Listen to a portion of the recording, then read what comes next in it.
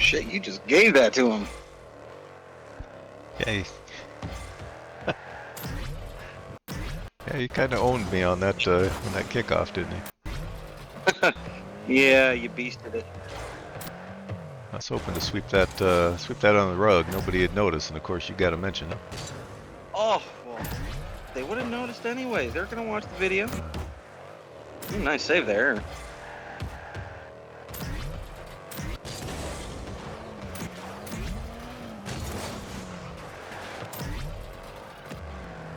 Looks like I'm doing pretty decent in this game at maintaining possession of the ball instead of just, booming it away when I get it. Had a couple of short little dribbles there. But as soon as it gets away from you, he's instantly on it. Yeah, it looks like this guy's got my number on kickoffs.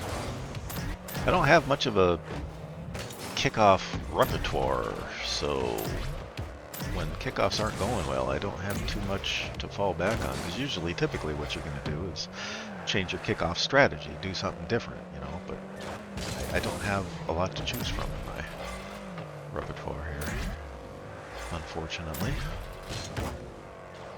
Even with all that practice you put in. Yeah, the only thing I can do different when my kickoffs aren't going well is slam my left fist on the table instead of my right. Such a change. I do better when it's my left fist, though. My kickoffs are much better, so it does work. Yeah, well, surprisingly enough, when I was doing sword fighting, I was better with my left hand than I was with my right. I really was. Yeah, see? Maintaining possession. Yeah. Dribble it down. It keeps getting in your way. It's like I talked to you before. It's kind of what I'm trying to do. Bring my dribble training into my games. Learn to be able to, even if I can't succeed at it, it's at least teaching me to learn when it's appropriate to maintain possession and when it's appropriate to get rid of the ball, Yeah. See there, I tried something different on my kickoff. I did the good old-fashioned bronze flip into the ball kickoff there. And yeah. I did better. He didn't kick my butt on the kickoff that time. So, funny thing just happened to me. My mom and my grandma just called me both at the same time.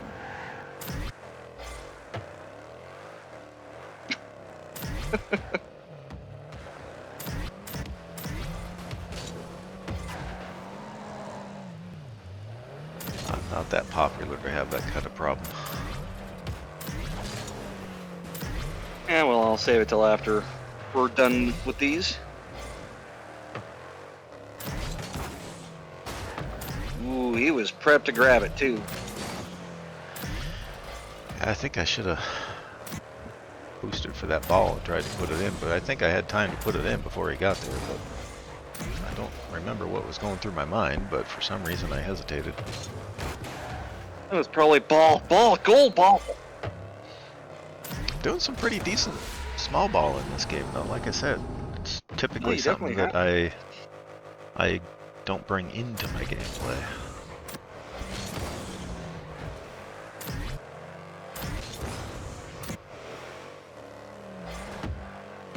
Oh. Could have had that save if I didn't whiff it. I hate missing stuff that's just right there. Mostly I blame you for it.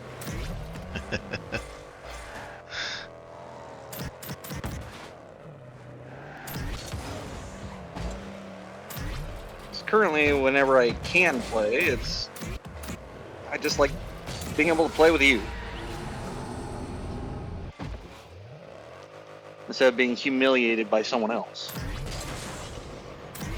My humiliation with you is just completely permanent.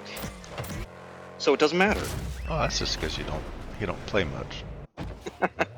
So when you play online, if you're not playing with a friend and just to have fun, then you're not good enough to actually compete necessarily. See, that's just me. I like being able to play and have fun with it. Like what we did the other day with the snow day. Yeah. But I wonder if he thought he was going to get that boost. it's always perplexed me, the mindset that thinks that competing and having fun have to be two separate things, though.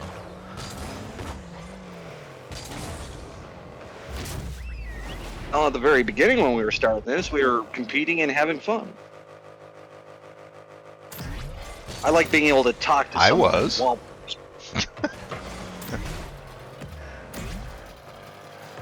I remember you were just a big ball of frustration, and a lot of that frustration comes because I'm in the Midwest and I don't have a closer server. Okay. So when I can't play the game, when my car is just phasing in and out, I am not enjoying myself. I don't know why that's starting to happen again. We had a good few weeks of it not happening. Good little flick there. Yeah, that was nice. Only you had it more towards the gold, though. Well, it was a flick to keep him from getting it, is what it was. Oh yeah, because I thought he was coming at it.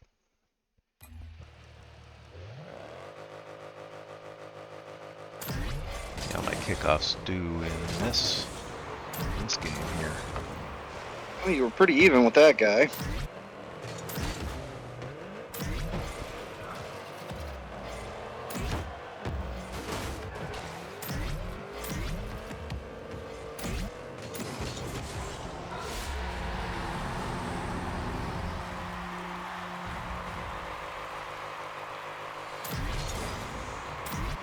Looks like my kickoffs are doing decent with my kickoffs in this game against this guy. It always seems to be your most concerning thing is your kickoffs. Well, especially in 1v1, kickoffs are an extremely important part of the game. If you don't have a decent kickoff, it could go really sour. If you're not at least neutralizing the kickoff, you're screwed. You can lose a game just because of kickoffs. That is true. Ooh. Blundered by balloons. Plus, I like kickoffs and kickoff strategy. It's intriguing to me. I like it. But besides that, like I said, it's an important part of 1v1s that a lot of beginner 1v1 players overlook. I keep seeing plenty of times where you're anticipating where the ball's going to be going. Yeah. It really messes you up when it don't go there. Yeah. That's actually a big thing in top tier play, pro play and stuff. You'll see a lot of times where a pro player will just make a mistake, and it completely works in their favor because their opponent isn't expecting it. Well, I know I definitely messed you up a couple days ago because I just stopped with the ball and you flew right past. Yeah.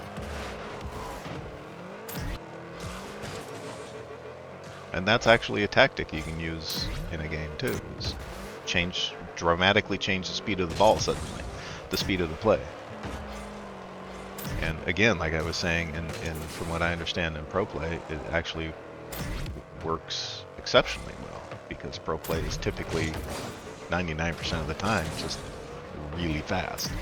So if you all of a sudden change to slow, it works in your favor.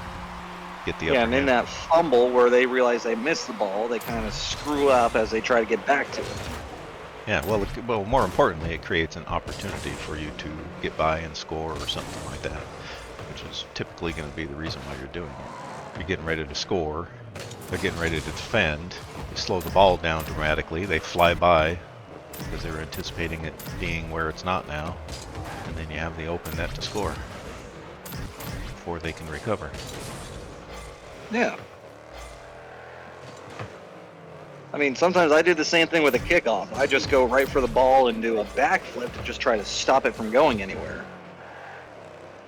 I know it's not the best tactic, but it's worked a couple times for me. And I can see that is why people like change up their strategy. They think back to what's worked for them before.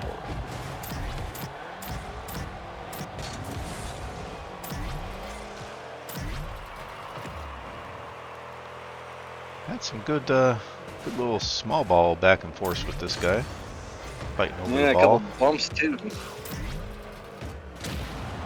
And demolishes.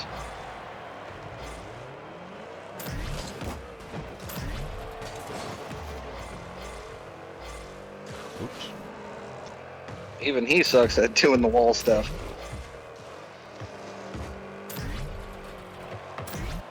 Can't exactly remember what level wall play becomes significant, but it's higher level. It's like diamond or platinum. The biggest issue for me in the wall is the camera. I can never remember which direction I need to go. Yeah, Sometimes I'll end up on the wall and be backwards and try to turn left, but I go right. Ah, Damn. couldn't quite nudge it in. I mean, the only thing I could offer with that is shoulda, coulda, woulda.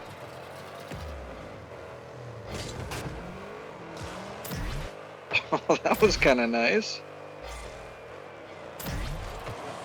Ah, Oh. getting close. I'm all around his net. I just can't seem to seal the deal. Turn in, knock it in. Yeah, there you go. Great minds think alike. Hey, there it is.